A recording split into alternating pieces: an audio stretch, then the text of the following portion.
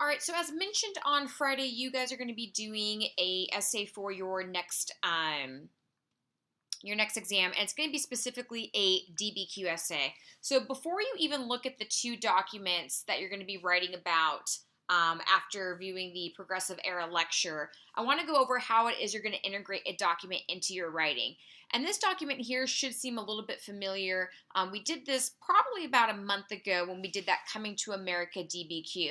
But just as a reminder to what it was, this document one was by Christopher Columbus.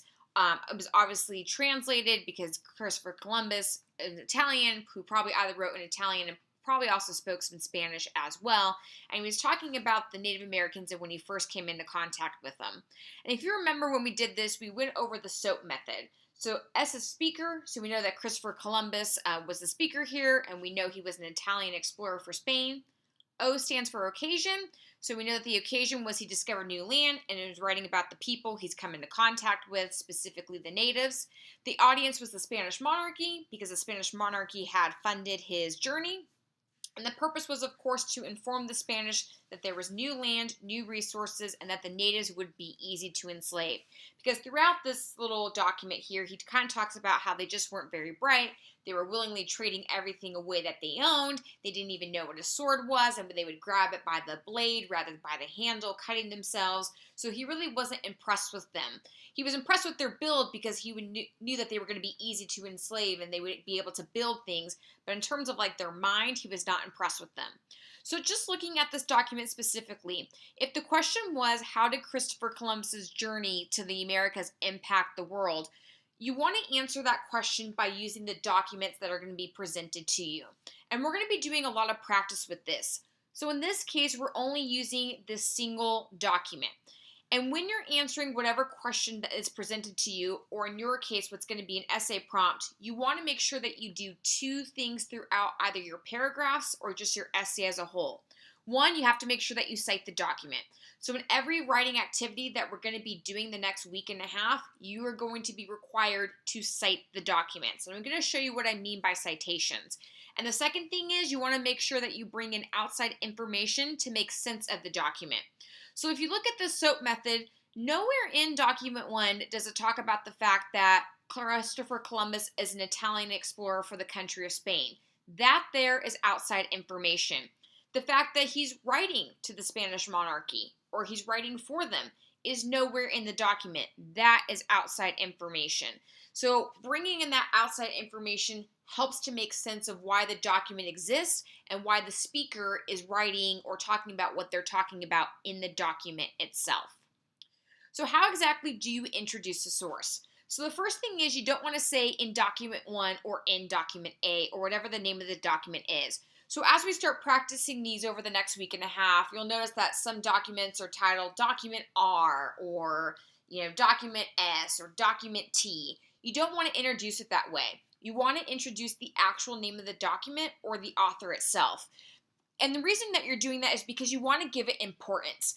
So to kind of give you guys an example, if any of you play for a sport, if your coach tells you to do something or, hey, go tell your teammates to do this, you wouldn't tell your teammates, hey, the guy over there says, go put the cones away. You would tell your teammates, coach says, put the cones away. Because if you say, the guy over there wants you to put the cones away, your teammates wouldn't take you seriously. They're not going to really care. If you say, coach says to put the cones away, it brings importance to what it is that you're saying. That's kind of what I want you to do here. If you say in document 1 or in document A, it's the equivalent of you saying the guy over there wants you to put the cones away. And I don't want you to do that. You need to introduce the actual name of the document or the author itself. So going back to that document 1, an example would be in Christopher Columbus's journal, he explains, and then you would answer the question or talk about that document itself. Second example was in a journal written by Christopher Columbus, he describes, and that way you're actually introducing the source. Second thing that you want to know is that you can quote the document directly or you can paraphrase, and paraphrase just means that you're summarizing it. However, it's always better to paraphrase. The rule in history is that you only want to quote the source when what they say is so good you can't say it any better yourself. So it's basically like if you can summarize it and explain it to somebody else, paraphrase. If you can't, then at that point you should directly quote. So a direct quote example would be Christopher Columbus stated that they do not bear arms and do not know them, for I showed them a sword. They took it by the edge and cut themselves out of ignorance when discovering the natives.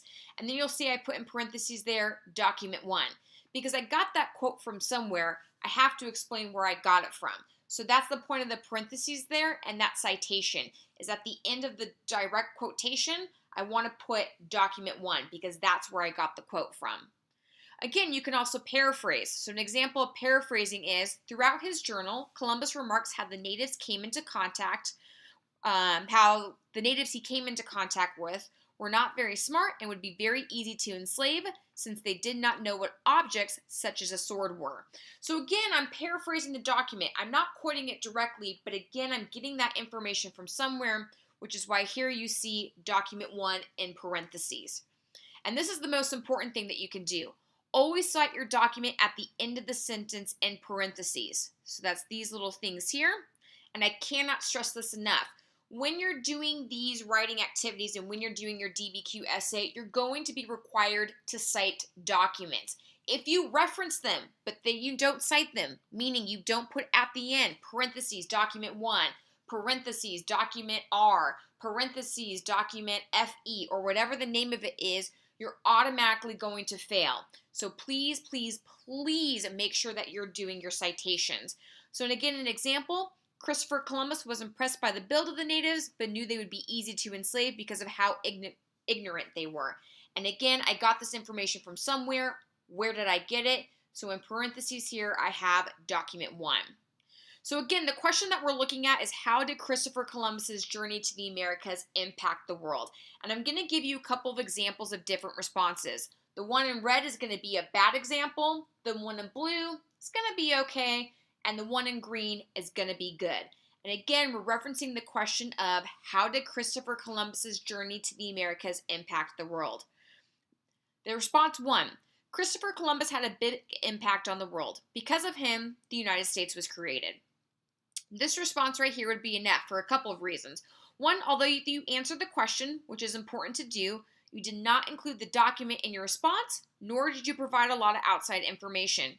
Eventually, no, the United States will be created because the United States gets created in the land of the Americas. Is Christopher Columbus directly responsible for that? Maybe, maybe not. But this isn't a really good response. No outside information, really. There's no citation of the document. So if you do something like this, it's going to be enough. Response number 2. Christopher Columbus had a big impact on the world. After convincing Spain to fund his exploration, he discovered the Americas in 1492.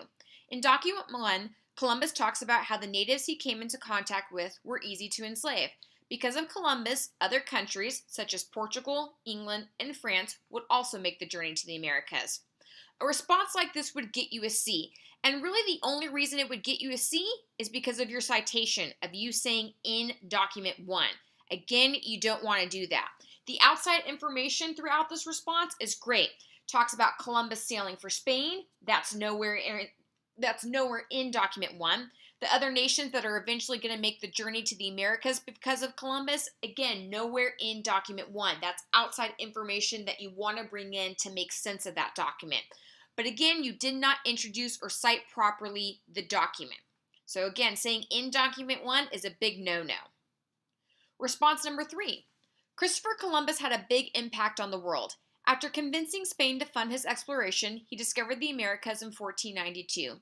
Throughout his journal, Columbus writes about how the natives he came into contact with would be easy to enslave, making it possible for Spain to conquer this newly discovered territory. Because of Columbus, other countries such as Portugal, England, and France would also make the journey to the Americas. This response right here is without question going to be an A for several reasons. 1, great outside information. Again, Columbus is sailing for Spain, not mentioned in document 1. Spain wanting to conquer new territory, not mentioned in document 1. Other nations making the journey to the Americas, not information in document 1. So you're bringing in that outside information to make sense of the document. And of course, you cited properly. So you mentioned that throughout his journal, Columbus is writing about, blah, blah, blah. And then at the end of that sentence, parentheses, document 1. This is how you're going to properly cite throughout. So to kind of give you a different example, we're going to look at document 3, and if you notice here, it's the map of the Columbian Exchange. So the question is, what was the Columbian Exchange? Here is response 1. The Columbian Exchange was the exchange of goods and services between Europe and North America. In document 3, you can see how foods such as bananas, coffee beans, and corn were exchanged between the different continents. Response number 2. The Columbian Exchange was a big deal. You can see in the picture there was food and diseases and stuff was exchanged. Response number 3. The Columbian Exchange was the transfer of goods and services between Europe and the Americas. Items such as turkeys, sugarcane, and tobacco were introduced and exchanged between the Europeans and the Native Americans. The deadliest trait of the Columbian Exchange were the diseases, as 95% of Native Americans would eventually be killed by smallpox. So which of these responses were best? Remember, red is bad, blue is okay, and green is good. Looking at response number 1, it gets an okay. So the Columbian Exchange was the exchange of goods and services between Europe and North America. In document 3, you can see how foods such as bananas, coffee beans, and corn were exchanged between the different countries. Although this response does a good job of analyzing the image, again, doesn't cite properly. It says in document 3. Another thing that it doesn't do is it doesn't bring in a lot of outside information. So again, this would definitely probably be a C, maybe even a D. Response number 2. The Columbian Exchange was a big deal. You can see in the picture there was food and diseases and stuff that was exchanged. A response like this would definitely get you an F. Again, does answer the question, says that the Columbian Exchange was a big deal. You can see in the picture, I can't see. You have to assume that I have no idea what it is that you're talking about. There were food and diseases and stuff that was exchanged, absolutely, but how do you know this? Where did you get this from? So again, you use the image but fail to cite it. So if you're using a document or a source and you fail to cite it, it's automatically going to be an F. And response number 3, the Columbian Exchange was the transfer of goods and services between Europe and the Americas. Items such as turkeys, sugarcane, and tobacco were introduced and exchanged between the Europeans and the Native Americans. The deadliest trait of the Columbian Exchange were the diseases, as 95% of Native Americans would eventually be killed by smallpox. A response like this would get you an A, because again, you're analyzing the source, introducing it properly, talks about what's exchanged in the Columbian Exchange, and then cites it at the end of the sentence in that parentheses, and then of course brings in some outside information. Nowhere in that document does it mention that 95% of Native Americans would eventually be killed by smallpox. But again, you're bringing in outside information to make sense of the document. So now you're going to go ahead and do this on your own. If this isn't perfect, if you're like, I'm not really sure if I did this right, that's okay. As long as there's an effort there, you're going to get 10 out of 10 points. However, you have to make sure that you're trying. I can't give you feedback on your writing if you don't try. So again, if this isn't perfect, that's okay. You're going to turn this in by the end of the day, and then tomorrow and Wednesday, I'm going to go through and grade your paragraphs and give you feedback on them. I'm probably going to do an audio one, so in order to get that feedback, you'll have to go back to the assignment itself and play the audio recording that I'm giving to you. And then you'll take that feedback, and when we do this again on Thursday, you'll know how it is to properly cite documents and bring in outside information to make sense of the question that's being asked of you. I hope this helped, and if not, go ahead and always shoot me an email, or you can stay in the beginning of class and we can talk about your writing and your paragraph.